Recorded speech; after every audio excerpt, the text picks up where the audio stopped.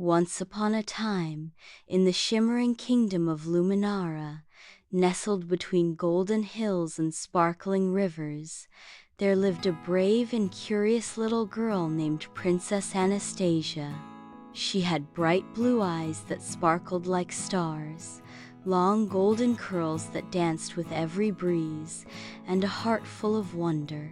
Unlike many princesses who spent their days in grand ballrooms, Anastasia loved adventures. She could often be found chasing butterflies, talking to birds, or exploring secret corners of the castle gardens.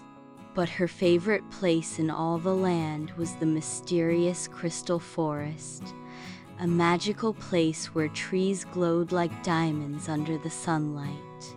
The villagers whispered about it. Some said it was enchanted, others believed it was protected by ancient magic, but no one had seen its heart in centuries. One sunny morning, as the wind carried the scent of wildflowers and the sky turned a brilliant shade of blue, Anastasia discovered something unusual in the royal library.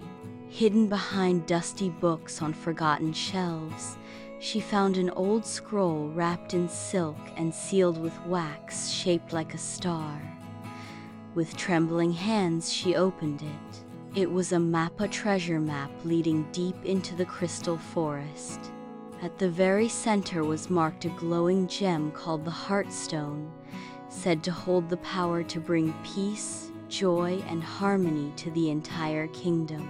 Determined to find it, Anastasia packed her bag with snacks, her grandmother's lucky crystal pendant, and a notebook for writing down clues.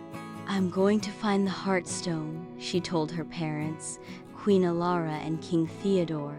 Her father chuckled gently. "That's just a legend, my dear." "But what if it's real?" Anastasia replied with a sparkle in her eye. "What if it can help people? I have to try." And so, with the rising sun behind her and a song on her lips, Princess Anastasia set off toward the Crystal Forest. The moment she stepped beneath the glowing trees, everything changed. The leaves chimed like tiny bells, the ground shimmered with soft light, and creatures made of stardust peeked from behind crystal trunks. Suddenly, a small creature appeared before her, a fox made of glowing silver fur and eyes like the night sky. "Hello," it said with a smile. "You must be Princess Anastasia." "I am," she gasped. "Who are you?" "I'm Lumi, guardian of the forest path," said the fox. "Only those with courage, kindness, and curiosity may pass through safely. Do you have what it takes?" "I think so," Anastasia said, though a little nervously. "Then follow me," Lumi said, turning and bounding deeper into the forest. As they walked, the forest grew more magical and more challenging. They came across a river made of liquid light. To cross, they had to answer a riddle. "I fly without wings. I cry without eyes. I'm born in the sky, but I touch the earth. What am I?" Anastasia thought hard. "Is it rain?" The water shimmered and formed a bridge. They crossed safely. Next, they reached a hill covered in singing flowers. Each flower sang a different note, and only by stepping on the right ones could they climb. Anastasia listened closely, humming along until she found the melody. With each step, the flowers bloomed brighter. Finally, they arrived at the Cave of Echoes, where voices from the past whispered secrets. A voice called out, "To move forward, tell us your greatest fear." Anastasia took a deep breath. "I'm afraid of failing and not being brave enough." A warm glow surrounded her. "Bravery is not the absence of fear," the voice said. "It is moving forward despite it." The cave opened, revealing a hidden path.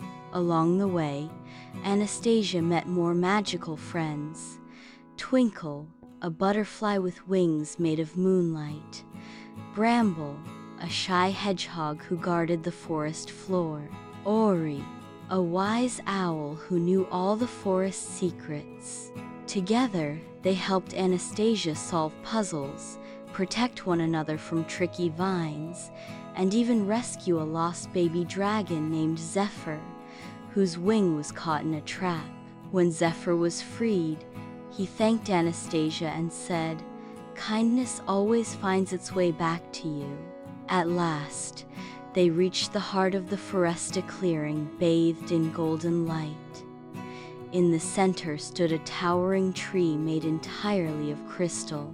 Inside it pulsed the Heartstone, glowing like a tiny sun. But as Anastasia stepped closer, the ground shook. From the shadows emerged a great figure, the guardian of the stone, a majestic being made of light and shadow. "You have come far," the guardian said, "but only those pure of heart may take the Heartstone. Answer this question: what is stronger than magic?" Anastasia thought carefully. She remembered helping the baby dragon, solving riddles, and walking through fear. "Love," she said softly, "because love helps people, heals hearts, and brings joy even when magic fades." The guardian nodded solemnly. The Heartstone floated gently into Anastasia's hands, filling her with warmth and light. When Anastasia returned to the castle, everyone noticed something special. The air felt lighter, the flowers bloomed brighter, and even the grumpiest night smiled. The Heartstone wasn't just a magical jewel, it was a symbol of love, kindness, and courage. As long as it remained in the kingdom, Luminara would be filled with joy. From that day on, Princess Anastasia became known as the protector of kindness, teaching children how to be brave, kind, and curious just like she was.